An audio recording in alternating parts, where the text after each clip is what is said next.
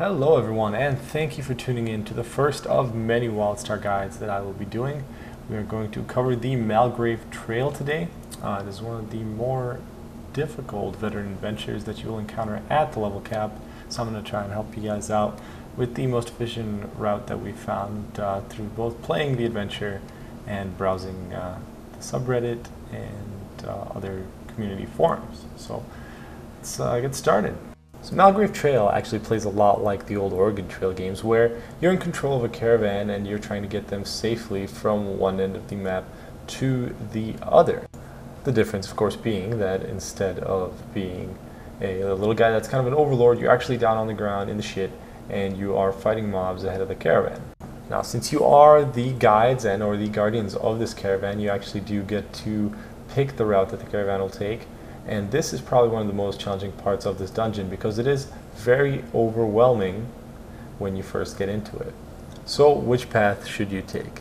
So after you've completed all of this introductory stuff and the caravan starts moving, so this will be after you rally 8 survivors and pick up the supplies that the caravan dropped. These are all tutorial things. The caravan's going to run up here and they're kind of going to form up.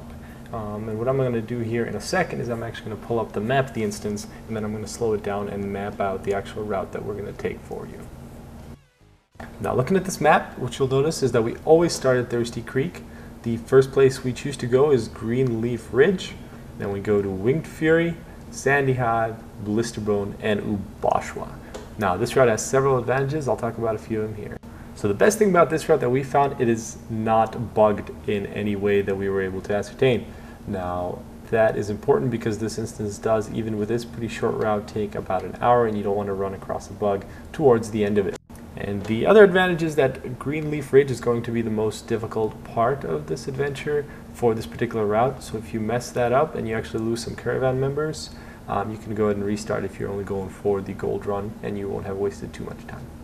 So the end goal here is actually to get to Fort Westwatch. You'll find that Uboshwa has a neat little transporter that will fly you over there, but we'll cover that at the end of all of this.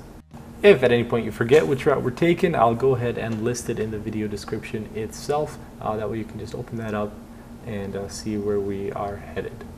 So as the video plays here in the background, I mess around with the map a little bit. What exactly are the victory conditions for this gold run? Well, you're going to have 30 caravan members, and all these guys have to make it to the end. So what you actually see pop up here is the status indicator for your entire caravan. You have 3 resources there. That's food, water, and feed for the Kurg, which are these fat little things that are carrying all your shit.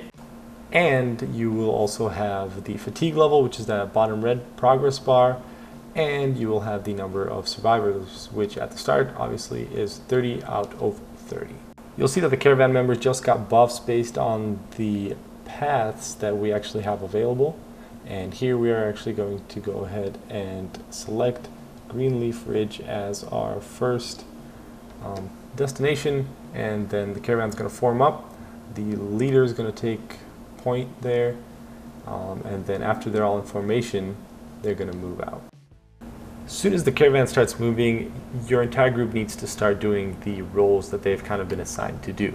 Now, the tank and the healer, you guys are just plowing the road for your homies. You're going to be in the front, you're going to be gathering shit up, and you're going to be moving it along and in front of the caravan, making sure that they're always off to the side a little way so that the telegraphs don't actually hit the caravan. Now, each one of the DPS is going to be assigned a different role depending on gear and personal preference, and those roles really consist of one guy that's going to be in the front, and he's going to be your best geared DPS. His job is basically to help the tank and the healer kill off mobs while the caravan is moving. So that is Giga for us here. Tink is going to be our gatherer. He is basically just running around like a wild man, gathering up any resources that we can so that we can use them on our journey. And Jurgen is going to be our babysitter. Now, the babysitter does is during the entire adventure, random shit can happen to the caravan. There can be bugs, there can be sickness, there can be Chompacabra attacks, and his job is there to hang out with all of your caravan Oregon Trail dudes and make sure that they don't fall victim to any of these hardcore things that Wildstar likes to throw at them. Now, as you might imagine, and this is the case with absolutely everything in Wildstar, this takes a lot of communication. So my biggest recommendation for all of these is find a guild, find people that are willing to communicate on Mumble, Vent, TeamSpeak, whatever have you, and get used to communicating, whether it be interrupts, whether it be strategies, whatever have you, you're going to need to be able to talk to be successful, especially if you're trying to get gold. So as we move through this adventure, all I'm really going to point out is anything special that's along these paths. Everything else you guys I think can figure out, and it'll save us a lot of time. That way this can be quick and dirty. So for this path, really all there is these spiders. Some of them are a little bit bigger, some of them are a little bit tougher. And eventually we're going to get to some of those goddamn stem dragons. They have a lot of health, gigantic telegraphs, and those need to be kited along the path in front of the caravan. And we've arrived at Greenleaf Ridge. We're just killing off some extra mobs that we picked up along the way, and this is where we'll encounter our first stem dragons. You'll see all their little flowers poking up. They're green in my BG plates, and you also see Chompacabras attacking the caravan. So this is what our babysitter's here for, but we're all also available to help out, so Chompacabra attack has been thwarted. The way the events work in this adventure, and I believe you need to complete all of them in order to get gold, is that your caravan's basically going to hang out and you're going to do a task for the caravan leader. Oh, I also wanted to mention some supplies dropped on the ground here. That's what I just picked up there. That's another mini event that happens that your babysitter has to take care of. You basically just want to pick up like 8 boxes of supplies that drop onto the ground. So we're at the event now. This one we're going to be activating a series of thumpers that are going to spawn stem dragons, and then all we basically have to do is kill those mobs and survive. Now this was our first time doing this particular event, and we activated way too many thumpers at the same time, and shit got a little crazy. So I'm going to go ahead and forward to that. Now I actually died this part and it didn't ruin our gold medals, so deaths don't negatively impact that, but make sure that you pace yourself with these stem dragons. Don't do 7 at a time like we did. Not recommended. So here you see me innocently hitting one of the thumpers and activating it, and here I'm dead, so I'm just going to pop right back up and get back to picking up as many mobs as we can. So what we actually ended up doing is our medic ended up kiting quite a few of these at the same time while we kind of killed off. We also had a problem where some of them would actually leash when we were trying to fight them. And they would reset their health. So what you actually have to do is you have to get a certain amount of water and you have to kill the remaining stem dragons. So as you can see, you just have to pace yourself and get those objectives done at the same time and keep all the telegraphs off of your caravan members, which as a melee tank is a little bit more difficult than say an engineer would. So we've now we've gathered them up in a reasonable way. And we're going to kill off these 4, and then we're going to chase another one that's over here to our side a little bit. See, that one just leashed, so I'm going to go pick this one up. Our medic's kiting, and after all this shit gets dead, we pass the event. So not the cleanest way to do it. Like I said, pace yourselves and do maybe 3 at a time or so, and you'll have no trouble with this at all. And the final stem dragon dies, we collect our loot, and we select the next path, which is the Winged Fury Crest. Again, the caravan's going to form up, they're going to head off in a direction, you resume your roles, tank, healer get in front, DPS do what they got to do, and let's cover the things that are special along the path to Winged Fury. Right about when you crest this little hill here, as you're leaving Greenleaf, your guy is going to ask, the caravan leader is going to ask if you want to camp. You want to camp right now. This is actually the only time you're going to camp for the duration of this instance. What happens when you camp is your guys are going to set up shop, and the group basically goes out and gathers resources, while one person, usually the tank, stays within the group and looks out for random events. People can get lost, they can wander off and get lost. You can have a thief actually steal from your caravan, and this guy is like fucking Usain Bolt when he runs. So you need to get snares on him as fast as possible or root him somehow and kill him. So right there you see the camp window pop out. So what you're going to do is you're just going to clear off any mobs that you picked up. Your guys are going to set up shop and then gather resources, let fatigue go down to 0, and then I'm going to go ahead and cut to when we resume our path to Winged Fury. So we've broken camp, ready to go. Your tank keeps pushing forward, pick up stem dragons, and then, you know, pick up some birds. At some point, maybe some aggressive gardening. Fuck it, why not throw in scorpions? Now here we actually have a member of the caravan go missing. I would highly recommend getting an add-on called Spy. That is E-N-T Spy, all one word. That actually points right to the direction. You see Giga running off right in the direction, and they take care of that real quick. Oh, no more scorpion shit! Oh, and then there's humanoids. So once you're at this point, you are at Winged Fury, and it's almost puzzle time. And now it is puzzle time. So this is the thing you'll be attaching the 3 different parts to. There's fuel, focusers, and convergers. Now, as long as you're very systematic about this, it's actually very simple. So first of all, here's how you set up your group. So your tank, your healer, and your top DPS, your plow team, you guys are in front of the raid group, basically behind them, guarding their rear, the way the Kurg are facing, while the other 2 DPS are doing the puzzle themselves so that you can beat the time limit. And the job for the plow team is just to keep plowing. Every now and then a dread spawns, and you guys just gather them up and kill them. The other 2 have a little bit more of a complicated job, and here's basically how that works.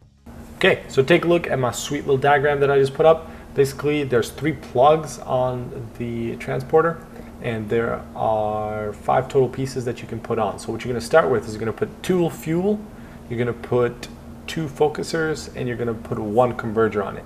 Now what you're going to do is as soon as you have 5 pieces, the guy's going to try to run it, and he will tell you whether or not it worked, and if it didn't work, what you need to put on there to make it work.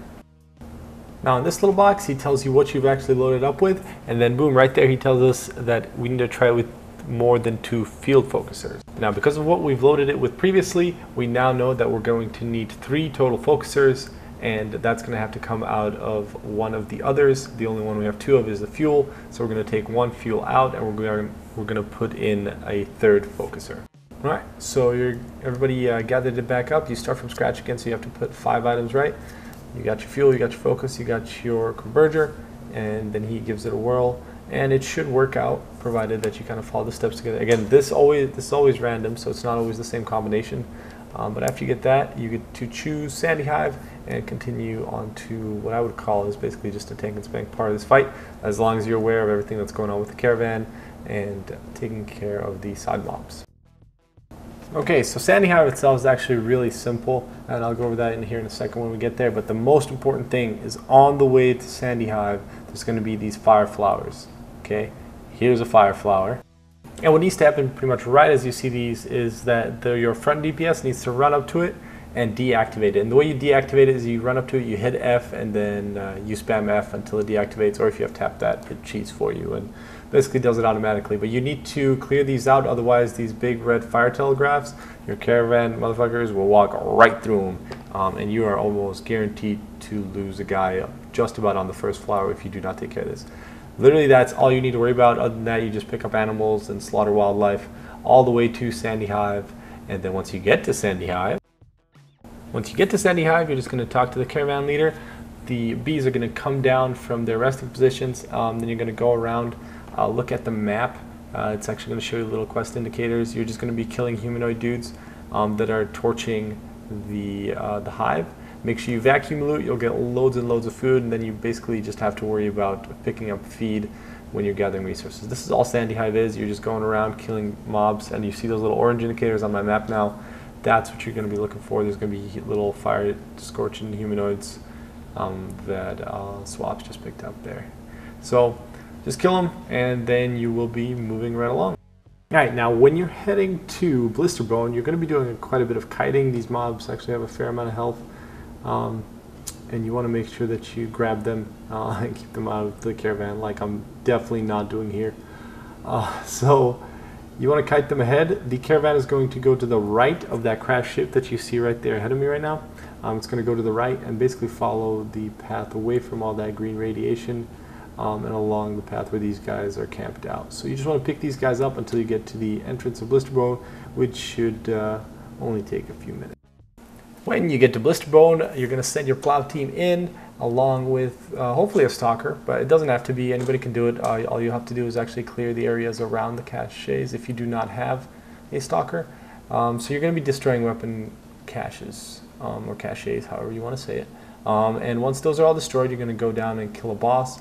You basically only have to clear the road, so you have a path to the boss, and then the actual area where you will fight the boss. He's got a little gong in there, which only activates after you've killed all the caches. And you're going to go down there, you're going to kill the boss. It's pretty much a tank and spank.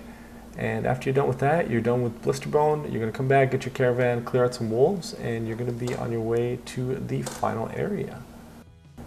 Here I'm just kind of showing off what the boss encounter looks like. So I hit the gong, he comes out. I'm going to pick him up, turn him away from the raid. There is an interrupt that you can do on one of his abilities that grants you a moment of opportunity. You guys can figure that out. I have faith. So you just kill him, go get your caravan, and then we're going to Uboshwa. The pathway to Uboshwa is actually really simple to clear. All you're going to do is you're going to keep killing humanoids and keep turning off fire flowers. So as long as you can handle that, you can get to the little part within the town itself relatively quickly. And once you're in the village and you start the event, all you really have to do is just be careful where you pull your mobs to. You can pull more than 2 at a time. They actually do come at you 2 at a time. So what we did is we pulled 2, then 2, and then I believe 4 at the end. Just make sure you do not pull the 2 big guys that are right at the base of that water tower. That's actually the boss. You want to save those guys for last. And when you actually get to them, they're just a tank and spank. Avoid telegraphs and make sure you don't point them at your caravan. And after that, you basically earn gold in Malgrave. So here we basically just pick up the rest of the mobs, and then here we're fighting the boss. And after avoiding red stuff for a little while, the boss will go down, you will complete the event, and your caravan is actually going to go ahead and board the ship that is parked right behind you. Finally, you actually get to board yourself as well. And after you're boarded, you actually get to enjoy a little delicate cinematic that Carbine has prepared for us. I think it's pretty top-notch. Some people have had issues with it. I don't really see what it is. This basically demonstrates how hardcore Wildstar is, and I'm perfectly happy with it. So then you get to go to the fort and collect your gold mode rewards. Like I said, this is a very straightforward path. Like you can probably tell from this guide, it's very front-loaded, so the hardest parts are in the front. That way you don't waste too much time when you are actually, if you do fail. So that's why we recommend this path. We do got to share a little bit of the credit. The Dookie3 put up a guide that had this path in it. He's from the Burning Alt community, and that is what had us try out this path. It works really well. This is actually our first run through it, and we really encountered no issues, and it is bug-free, knock on wood. So hopefully this gets you guys through and gets you guys those gold achievements for Malgrave Trail, which ends up dropping some pretty exciting loot here at the end for us. And for those of you that have been subscribed to my channel for a long time, I will be focusing on Wildstar, doing veteran adventures, eventually veteran dungeons, and then finally raids. As guide videos, I'm going to start pumping those out here in a fairly regular fashion. I love this game, enjoy it very much. It's challenging and really pushes communication and strong leadership. And as far as guilds are concerned, I'm part of ExInferno on the Caretaker server. Feel free to join us. Just throw up an app at www.exinferno.com. Shameless plugs are over. As always, my name is Paul, and thank you for watching.